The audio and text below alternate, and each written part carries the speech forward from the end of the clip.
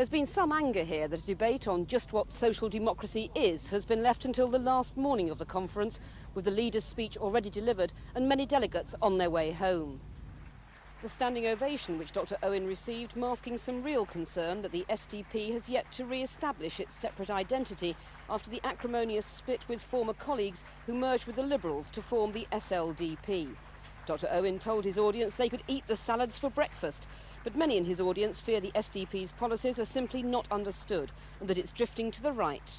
I think if we're going the way we are going, I think we're going to deter a lot of people. I mean, I straddle two parties. I'm a member of the Bromley party. I was parliamentary candidate for Newham North West, and I can tell you, but both in Bromley and in Newham, people are becoming disillusioned by this move to what is seen as a populist right. We want a vision that inspires people. We had aims in 1981 of an open and classless society. We need to restate those aims simply, directly, in ways which will draw people to us. John Martin has had some weeks to reflect on his crushing defeat in the Kensington by-election, where he saved his deposit by only a handful of votes.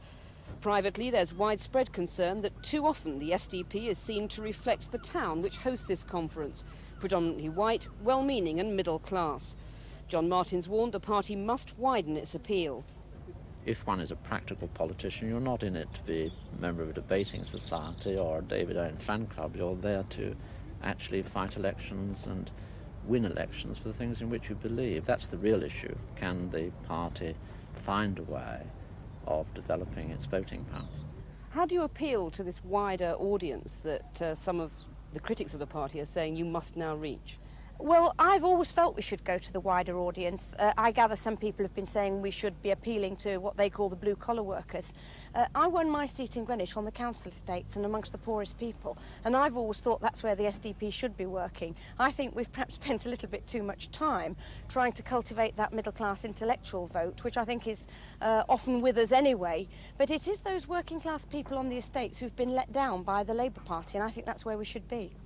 The sun has shone on this conference, the SDP's 8th, and one which some people feared might never happen.